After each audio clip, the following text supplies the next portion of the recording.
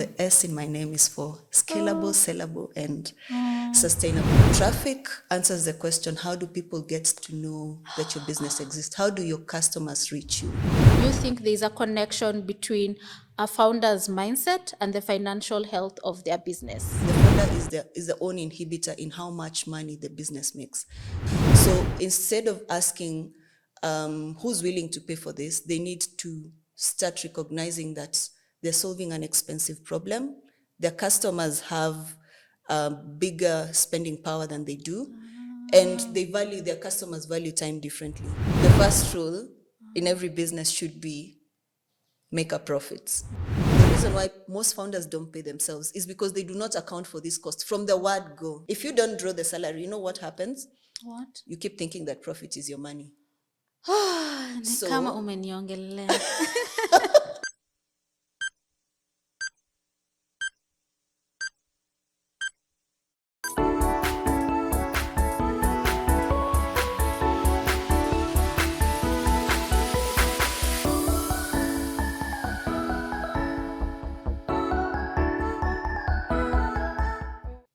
Welcome to the Get Your Bag Right podcast, the home of financial wellness conversations in Africa, where we talk about all things money, wealth, opportunities, and life, so that we can help you make informed financial decisions.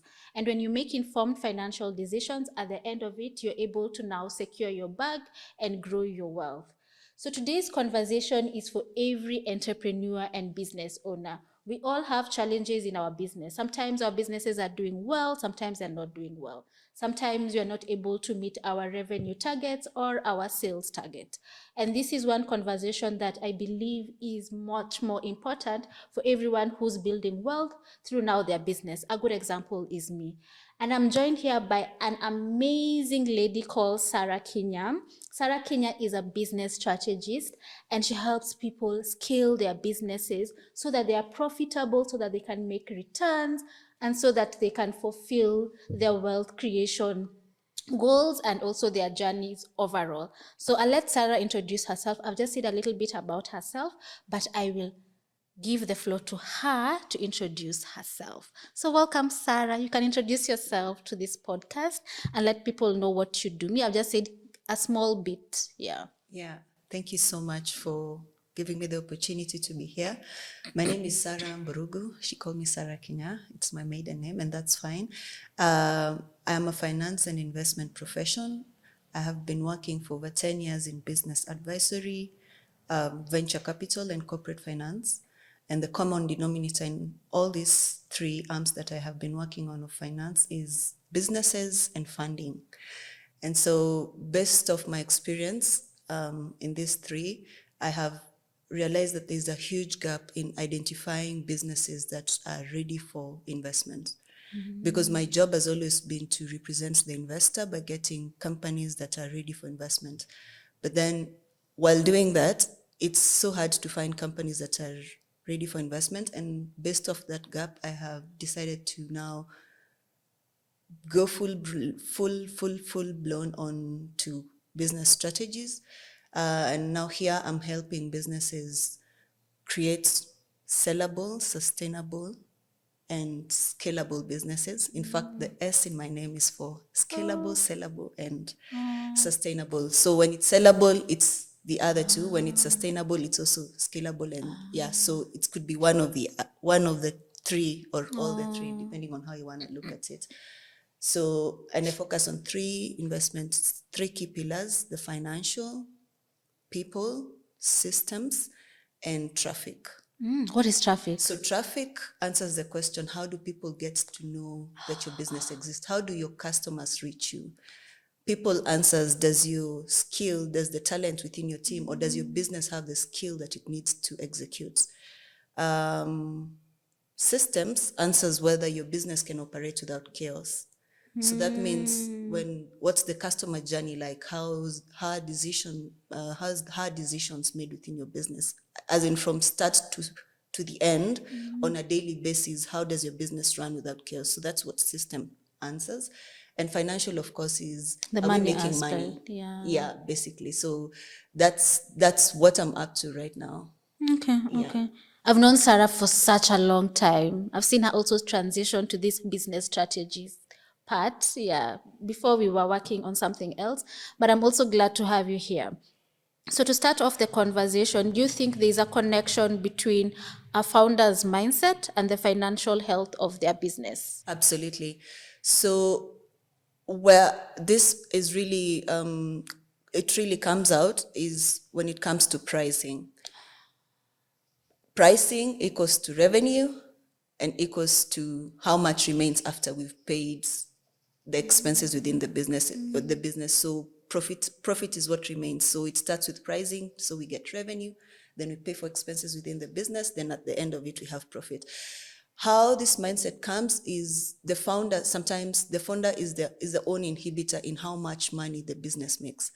And that is, when I talk about pricing, is because a founder might actually just decide to, sometimes the founder works as though they are the end user of the goods or the services that they're offering their customers. So how this looks like is they would question things like, I wouldn't be willing to pay that much for that good or service, or they will ask questions like, if I increase prices in this economy, then I will lose customers. They would also ask questions, such questions are limiting, they're revealing the founder's mindset, and that's limiting how much they can price it. So they price it based on their own inhibitions rather than what the market is willing to pay, or even the value that the goods or services are offering the market. So instead of asking who's willing to pay for this, they need to start recognizing that they're solving an expensive problem. Their customers have bigger spending power than they do, and their customers value time differently. You also need to value it based on not just how much time that you took to make it. For me, it might look like it's a simple solution, but to my customer, it solves such an expensive and a big problem to them, such a big headache, that they would rather pay whatever amount of money it takes to just get it off. So instead of asking those inhibiting questions, they should just tell themselves that, pricing right makes them create a business. They're able to create a business that is stress-free for them, because you're able to comfortably pay for expenses within your business, you're able to pay for skill, and you're also able to scale it up and offer a seamless and a great customer experience. They should also tell themselves things like, my solution, my product offering is giving a great solution to the customer. It's also about thinking that this thing is of value to my customer. So get yourself out of the equation and just think of the solution that you're giving the customer. You might have a money problem, but your customer might not have a money problem. So identify which market that you want to sell to and go foolhardy on that market and sell to them the value proposition, not the price. Okay. Yeah. Is there a formula towards pricing? Well, yes.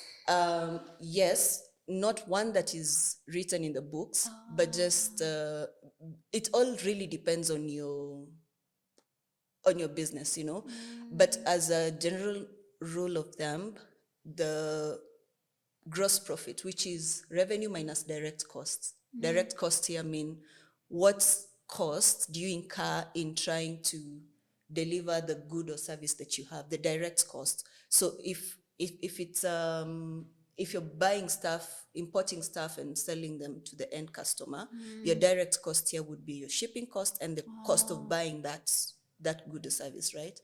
And then your gross profit needs to be anywhere 60% and above. Yeah. So when you do gross profit divided by revenue, it needs to be about 60% and above, so that now the remaining, so 40% was the cost. So the remaining 60% is supposed to pay for your indirect cost. So your indirect costs are rents, and these are recurring. It could be recurring expenditure. It's rent, it's interest rates on the facilities that you take, it's paying your employees, utilities, etc., etc. So whatever remains as net profit could be anywhere 20-30% of your revenue. Yeah, but this is not cast on stone. I honestly don't want to be quoted as the Oh, person who did yeah. this, but I believe depending on what your target market is, so you could price low and sell in volumes, right? So your margins are small, but it makes sense when you sell in volumes. But if you have a very niche product, you're better off pricing high, so that every product that you sell is able to cover for your expenses, for your indirect expenses, and actually for your direct and indirect expenses. And then you can also apply rules like, if your rent is X amount, you can say, I would want to divide, if I sell 100 pieces of a certain product or service within a month. So if it's 100,000, then I say 100,000 divided by 100 pieces of product that I sell, then add on that cost to your, because that's one headache to every founder. So you want to know that with every product that you're selling, if you sell 100 comfortably, so even if you hit 200, my rent is covered. But these are just off the rule book kind of. Oh, okay, I get you, things that you could apply. Yeah, so there's no specific science to it. There's no Okay, you just have to find what is working for you and your business. But bottom line, please make sure you're making money. Make sure there's a margin. Make sure there's a margin. If profitability is the first rule of business, if you're not making profits, then please just close shop and get something else that makes money. Okay. Is there a difference between being busy and being profitable? Someone can be busy and not profitable. Is there a difference? Is there a difference between being busy and being profitable? 100%. And that's why I went back to, that's why the last statement, which will be the first statement in this question, is the first rule in every business should be make a profit. However you choose to price your products, make a profit at the end of the day. Make sure that you, so to answer your question, profitability is a numbers, it's a science, it's numbers, and they don't lie. They tell you that if you do this plus this minus this, you get this. With being busy, you can just be busy, and there's no money that is coming. There's no money that's coming, so your staff is just running around. You're running around, creating KPIs for your staff without any reporting cadence, and now you have no clear picture of did they achieve what they were supposed to do. You could be just busy selling, but you're not selling to the right customer. You could be busy doing so many other things other than making a profit, but you could also be busy and making a profit. That's actually the reality of most founders, of all founders. Yeah, you're busy. No, well, yeah, if you're a business that's making money, I'm assuming if you're not making profits, then you've closed shop. Yeah, and you're not busy. So, but there's a difference. There is a difference. It's like day and night. That's true. I remember when I was starting my consultancy, I was busy but not profitable. Yeah. But I believe that is the early stages of a business where you're making things work, like you're trying to figure out X, Y, Z. But then there's a point where, okay, fine, you can be able to say, okay, now I'm busy and it's profitable. It's transitioning towards revenue. Revenue and profits, okay, different things. Profit, let's say profits. Yes. Yeah. So you're selling, if you're selling and you're not, you could be selling. So what you're saying is that you were selling, but you're not selling as much to make a profit. So your sales were enough to cover a few costs, but not all the costs. That's a reality when you're starting out, right? Before people get to know about your product or service. However, within 2-3 months, you need to set goals and targets for yourself. You can't keep doing this thing over and over again, because there are bills to be paid. How long can you sustain paying bills off your pockets? Yeah, even in your personal life, you need to pay rent, you need to get facials, you need to get skincare. So it needs to get done. And what's driving everything is the revenue that you're getting from there, which pays your salary, and then you're able to do these things for yourself. So, you start from there. You're very busy, very, very, very busy getting the products out to the market. Might not be profitable at that point, but you need to have a goal that by this point, I need to be profitable. So there's also another word, which is break even, which means my expenses and my incomes, my revenue and my expenses are at zero. So when I get 100K in revenue, and when I remove the direct cost and indirect cost, I get to 100K. So that's break even. So profit is anything above 100,000. So if you sell 110, we made 10K in profit, right? Yeah. So you need to be very clear on how much do I need to sell? What do I need to do to get to profits? Yes. Yeah. Okay, fine. Thank you for that clarification. So help us understand that does sales automatically mean business success? The people who are selling and they're meeting their sales revenue. But does that automatically mean that your business is successful? Not so. It doesn't automatically mean that you're successful, that your business is successful. And success here is can be defined in different ways. But if we look at success as profitable, so if you're asking if the sales that I'm making quite some sales, and actually this is the reality of many founders within Africa. You're making sales, but when you remove all the expenses from your business, when you pay for all expenses, then what, like, pesa iko wapi? Where is the money, Yeah. So the thing is, pricing could be an issue. So you need to check the pricing of your products. If your pricing is not right, even if you sell 1 million pieces of the same thing, it will never cover up, you'll never make profits. The second thing could be you're growing, okay? Your sales are growing, but your operational expenses are growing at the same pace. Level. Or even faster. Actually, they're growing faster. faster. So this one is manifest. Like I had an entrepreneur who opened a new branch by faith. We don't do that here when it comes to business, but they don't do those things for opening business by faith, by expanding by faith. Like, I got this space by faith. Anyway, so this entrepreneur got a new space by faith. And that means they were hoping to sell because they were selling from their first branch. So they were looking to sell. If they were thinking that if we double the space, then we're able to sell maybe 3 times more.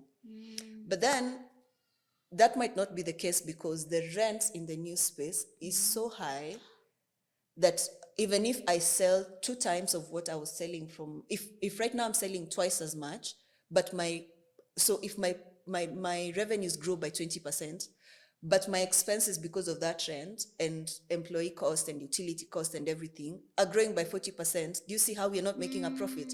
So the revenue has to be growing faster than the expenses. So it's possible that you're selling more and not being successful, aka profitable, because your operational expenses are growing faster than your revenue, your sales. The other reason why that could happen is because you're selling on credit. So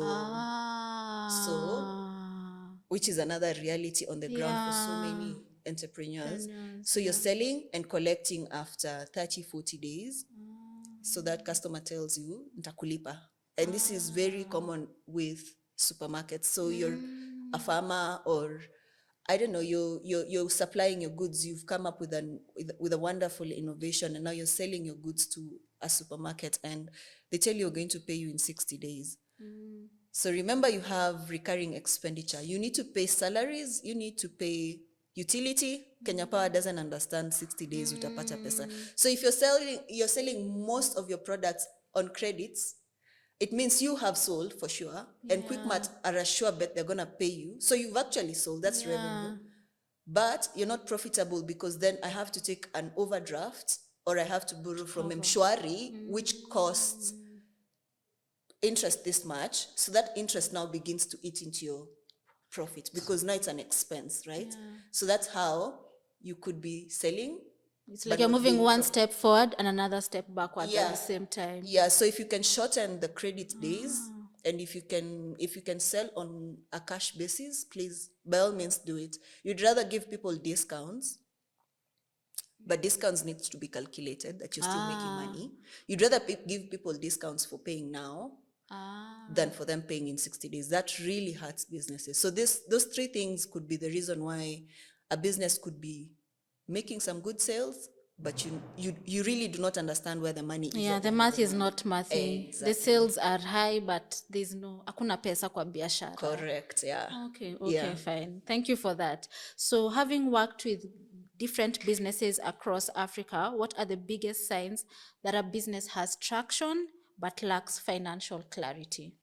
When revenue is being equated to profits, yeah, or money in the bank. So revenue does not automatically mean money in the bank. Remember, those sales are responsible for paying. Overhead costs that are recurring each and every month. Yeah. Okay. When you're selling, but your expenses are rising just as fast.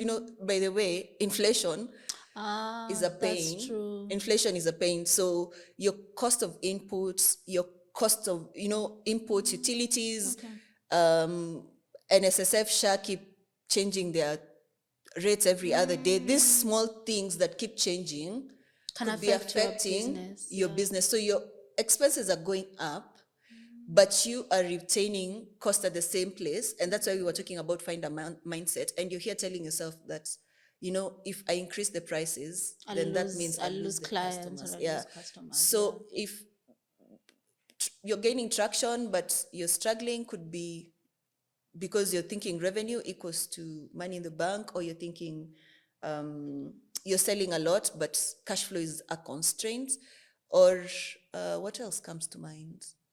Could you repeat that question again? Biggest signs that a business has traction but lacks financial clarity. Or the founder has no visibility of the fundamental metrics within the business. When I talk about fundamental mental metrics, I'm talking about, do you understand which is your best selling channel? Selling channel could be you have sales agents, social media, maybe influencers, partnerships, like you see partnerships with a bank so that you can leverage on their client base and sell to them. So you have all these selling channels. Are you checking how much is the return on investment on each channel? Are you checking which or who of your sales agents is selling the most and is making, like, are you able to tell who should you promote? How should you motivate them better? What are the gaps within your business? How are costs increasing this year compared to last year? How is pricing? How are the incomes? Various metrics within your business. So if you don't have visibility of those things, you could just be operating a kiosk, as they say. Yeah, you're just operating a kiosk. So that's one of the signs, by the way, where you have meetings every Monday, but then everybody just decides to tell you a story. Every employee is just telling you a story. It's important for you to have measurable outcomes for each employee and let them be, when I say measurable, now that goes to numbers. So let's target this much and let's achieve that much. But if we're not having clarity on all this, then our financial thingy is just there. So my salespeople will come and tell me, I didn't manage to sell. I didn't, at the end of the year, I didn't hit the targets. But you should have been checking this on a weekly, on a monthly, on a quarterly, on a half yearly basis, before we get to the annual reporting, or the annual conference where we're talking about what we've achieved. Then there should be small measurable steps throughout. So that's you could gain traction, but it's all over the place. Maybe you're doing well, maybe you're not, but you don't know. You don't know, since you don't have the numbers. You're just relying on even the vile kuna feel kwa business. Okay. Let's talk about paying yourself first, or paying yourself as a business owner. Why do you think most business owners, me, I'm talking about even myself included, struggle to pay ourselves? Yeah. I'll say here that you need to set a goal. Remember when we started, we said when you're starting a business, you need to set goals. It's clear that from the word go, you might not make sales on the first month, on the second month, true. maybe up to the sixth month, right? Not that you will not make a sale, but not as many sales to cover your expenses. So what happens is, as much as you do not pay yourself within the first 6 months, first of all, have a goal, right? That's done. Number two, as much as you're not paying yourself, So your expenses need to be very clear. You need to have a visibility into all the expenses in your business. It doesn't matter whether you don't have office space at that point. It doesn't matter whether you're not paying for utilities or you're not paying yourself a salary. Could you please account for every cost? Of the business. Yeah? So when I sell 100 cakes, I need to pay rent because that thing is gonna scale, right? One day you'll have to pay rent. So rent will be this much. And my salary will be this much. And utilities will be this much, right? Have all these costs accounted for from the very beginning so that we know, even if you're not paying for this cost, let it be very clear from the word go that these are costs that will surely come. If not now, at the very beginning, because I'm doing it from home, in the next 1 year. Because we're looking to grow, right? Yes. So your salary as a founder is one of these costs. So what happens, the reason why most founders don't pay themselves is because they do not account for these costs from the word go. Hey, that is me included. You were saying even when I started, I should have thought about rent.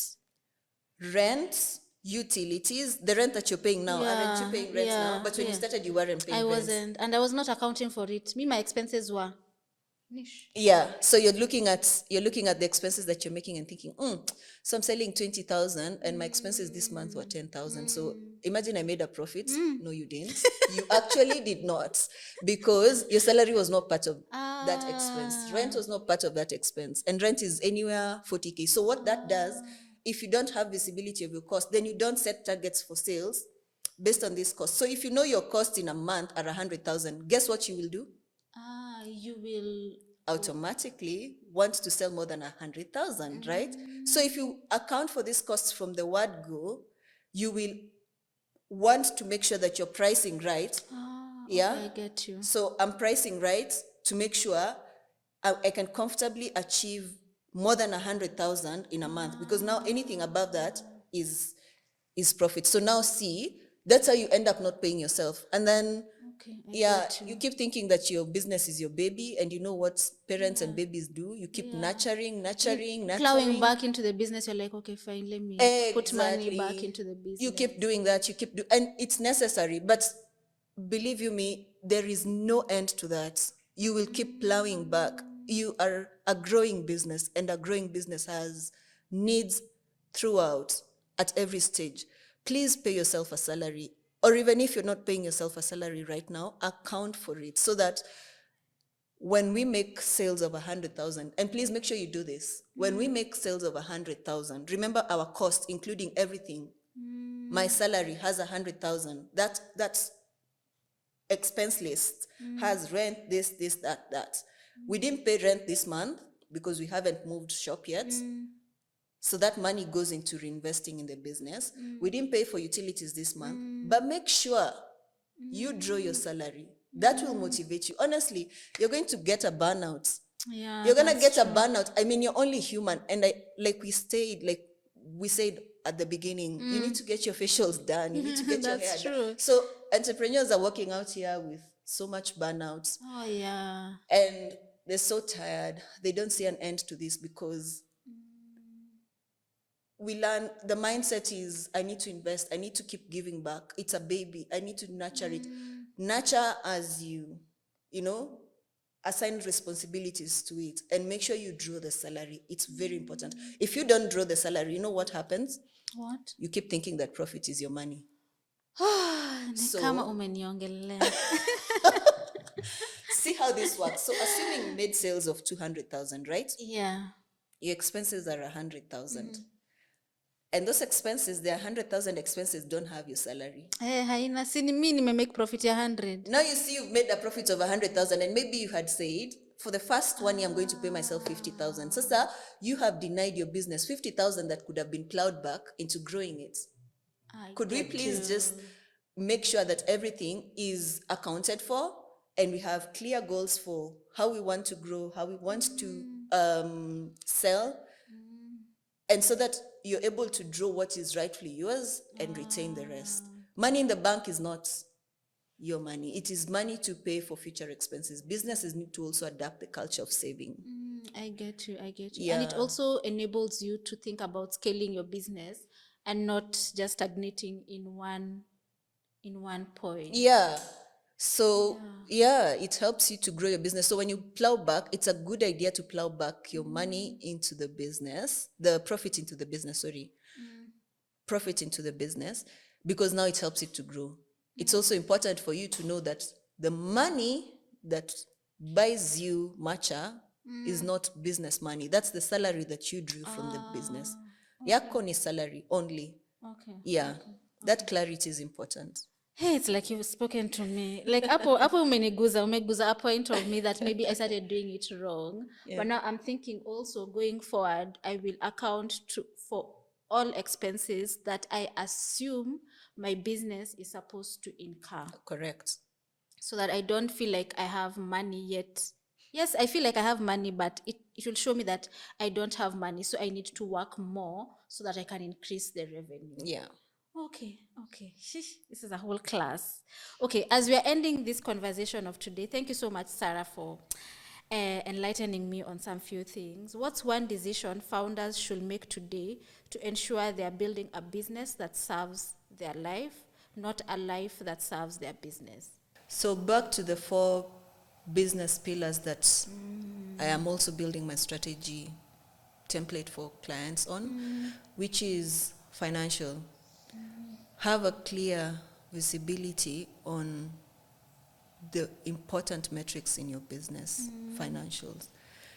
So many businesses out here are not auditing their accounts, That's true. right? We live by grace. We live by June, end of June, when Carrie says they want Right. your financials. Yeah. Yeah, we have no visibility on how the business is doing. Please get your statements, your financials audited. That's the one place that you're able to know, like how did the company perform. Most entrepreneurs think that the income statement is the most important financial statement, like incomes and expenses. Which Profits. is the most important? All the Balance three are sheet. important. So we Balance have sheet, a cash flow. statement that You're tells taking me you- back to some class. Yeah, I know. I mean, as an entrepreneur, you need to learn so many things.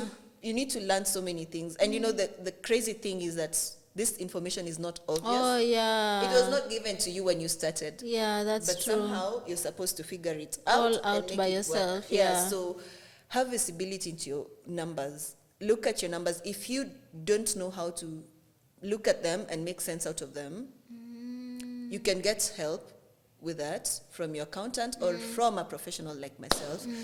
But have your financials, and also invest in dashboards. So on a weekly, we're not waiting for end of the year To audit start our doing all accounts. those things. Yeah. That's a lot of work. Yeah, but even historical figures are very important, because now we're able to see where we've come and where we are. Are we getting better, or are we stagnant, or are we moving forward? Are we scalable? So get your finances, get visibility into your finances. Have those dashboards that show you the important things within your business. Number 2, systems. That one Make plays a sure big role. that you Yeah. have systems, you have SOPs. Systems is a very wide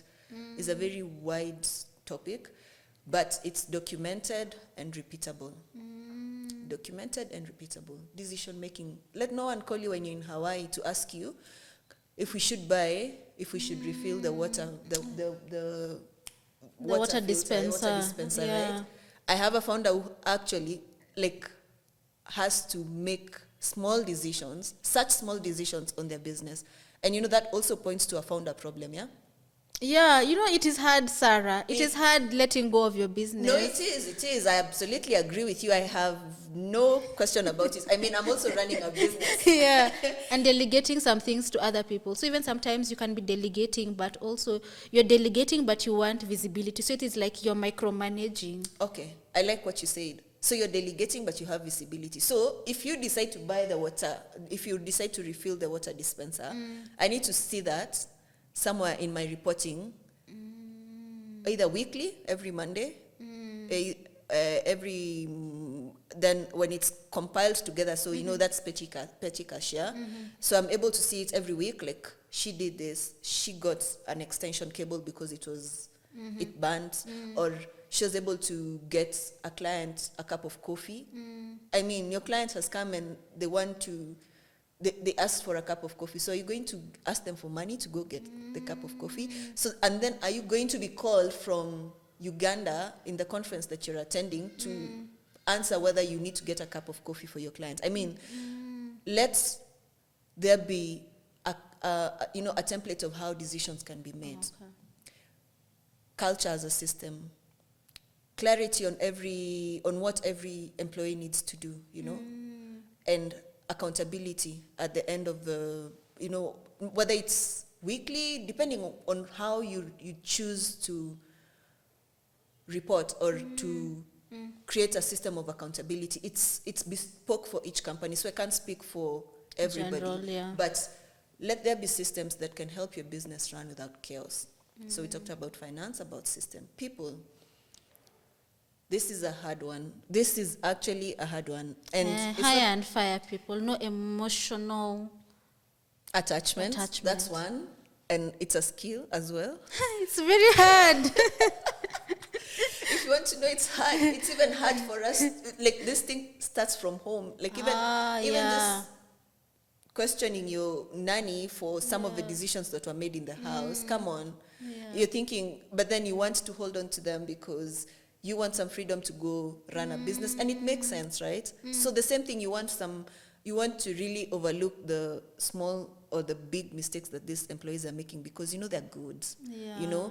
These skills. So anyway, evaluate, and even getting the right talent within your business. That's a whole other conversation. Actually, if you follow my page, I talk a lot about this, like I break down all these things into actionable steps for entrepreneurs, but even better, you don't have to do all that. Yeah. I mean, you could just get someone to help you do this, or even just identify the gaps and give the solutions, like actionable steps that they could do anyway. So back to make sure you have the right people for the business, because you want to execute right for your business. You want to specialize. You want your people to be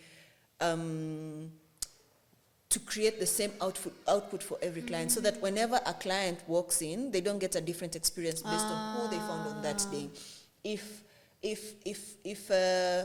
you don't have documented systems, it means you can't train. Remember, your employees keep coming and going, right? There needs to be a documented system of how you train, what happens when, how, by who, with a lot of clarity and no confusion.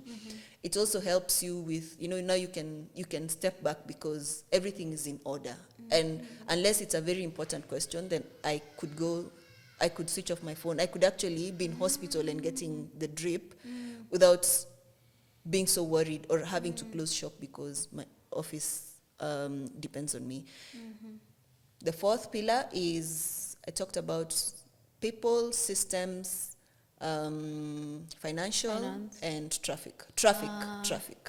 That's a key pillar these days, yeah. Traffic. Because if there's no traffic, there's no finance. And the thing that people do with traffic? Traffic just answers, how do people get to know that my business exists? So it could be founder-led, like what me and you are doing, right? So you keep talking and yapping and dancing and participating in food challenges so that people know that your business exists. People can see, we attract everyone, all the people, all around. It could be founder-led, it could be Google Ads, it could be whatever it is. You need to identify one or two channels. I want to say one because sometimes when there's so many, they can be overwhelming in terms of management, especially like this content creation thing can be overwhelming. But for a start, if you want to just get your house in order, just start with identifying one and doing 100 actionable steps daily. So it could be cold calls. Sarah, we need to talk about cold calls. Anyway, that's a conversation for another day. It could be content every day for 100 days. It could be Google Ads are automated. Even content actually could be automated. Google Ads are automated. It could be influencer marketing. So you need to be very consistent. Pick something that you can do over and over for about 100 days so that you're able to scale up on this. The problem with traffic for most companies is it's very inconsistent. It's very start-stop. So you get 3 clients, We service 3 clients. Then when they're done, we're like, Yeah. then what happens next? Now where do we get the next clients? It has to be. So the reason why even founders need to stop doing the small things, they need to stop being involved in staffing issues, in every email, in every call that's they're attending to customers, in every, like every sale. They need to stop being involved and being so busy in the everyday end-to-end process within their business. Is because they now need to start making these strategic decisions and being involved in other activities that move the needle. Stop being busy and start being productive, Start focusing on things that can make you more money, that can move you places, that can grow your business. So when I say this is because now if you are not so involved in these small things, then now you can focus on other things, right? Yeah. So it's people, systems, financial, and traffic. So now you can focus on traffic. You can look at, you can be the content creator. It could be founder-led, then someone else executes. Yeah, you don't have to do the whole clients 360. that are moving through the funnel. Okay. But then if it start-stop, so we get 5 clients, we serve 5 clients, remember. Then we have to create another content. Every 5th of the month, the employees need to be paid, rent needs to be paid. So we had like 5 days or 10 days in the month where people just walked in and sat because mdosi hajatuletea clients. Yeah, the boss didn't bring us clients. So there needs to be a very wonderful channel, or a very effective channel that their clients every other day coming into the business. Every day, like their clients moving through the funnel into conversion. Okay. So to end the conversation, maybe there's someone out there who wants to start a business. I believe everyone wants to start a business out here. Yeah, multiple sources of income. So what are the 3, or you can just give us any 3, 4, 5, or 1 point they need to consider before they think about starting their business so that they can start it right? I know everyone has an idea. There's this idea that comes to my mind, maybe I want to start maybe XYZ or a factory that sells something. Then you have the concept in place. Then I think you have the business plan. Do people still do business plans? I don't know. Yeah, business plan is really just organizing your thoughts into what needs to be done. Okay. How, when. Okay. Yeah. So then what are the 3 things they need to consider before they actually execute? Yeah. When you say starting a business, that's different from, starting. You just have to start first of all. That's the first stage. You need to start. But before you start, like you said, something that needs to be considered is the very first thing. Is there a need for your product in the market? Maybe you've come up with a wonderful and a grand idea. This is something that, like you've come up with, I don't know, people are so innovative and creative in this. Days, And even in this space, like people are very creative. Is there a need in the market? What gap have you seen? Because now, once you see that gap, you're able to know who your customer is going to be. When you know who your customer is going to be, it can't be everybody. Because sometimes you're thinking, if I'm baking bread, everybody needs bread. Everyone eats bread, so everyone is my customer. No, not everybody is a customer. So you have to do the persona. It's about your bread. What's the gap in bread? Maybe you've identified that there are people who want healthy choices, who want to make healthy choices. And these people would want maybe oatmeal. It's my favorite. I'm always baking oatmeal. Oatmeal bread. Yeah. So everyone needs to eat oatmeal, but not everyone is going to afford or is even interested in buying your oatmeal bread. So identify who your customer is and the characteristics of your customer.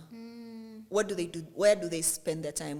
What other things do they do? What's their disposable income like? If I was to do a marketing post on the socials, what are their characteristics, right? And target that customer. The problem is you target everyone. When you target that customer, the problem is targeting everybody. When you target that customer, you have clarity in terms of how much they can pay. Remember, we've looked at pricing, the characteristics, right? So you look at the target market, the need for the product, the target market, then now get into the details. You can do a pilot. Pilot is bake, sell to them, the communication, let them give you feedback, blah, blah, blah. So this is someone who's starting, right? From there, what happens? Then now you can start selling. You can start, you're going to give a few free samples. That's how piloting looks like. Then you can get feedback, then improve on your product or service, and such things. Then now get into commercialization. Now this is what we were talking about the first few months. That's how piloting kind of looks like. It looks like no money and perfecting. Okay. And then, well, there's no perfection, but getting it better. And then now starts commercialization, start selling. So now you're very clear on who you're targeting, where they are. Now it's just focusing on traffic, getting a consistent flow, systems, making sure that there's a uniform delivery of this thing, of the same quality and product to the customer.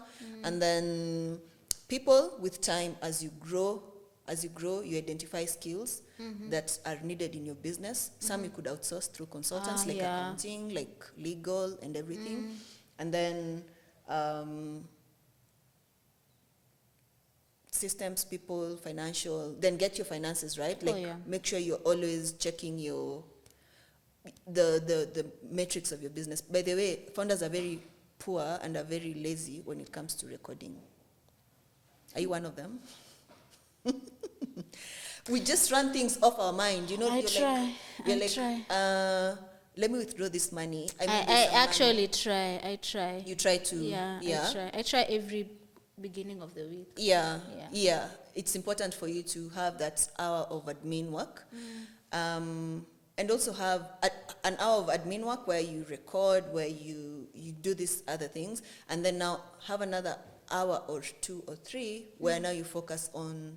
You stop with the busyness of selling. You know, when you're a solo founder, you're the cleaner, you're the... Hey, jack of all trades, accountant, HR, advertiser. Right? So take some time off the operational details and shenanigans. And now sit down and look at the strategy for your business. Do you know so many founders in Africa don't have a vision beyond paying bills and food and rent?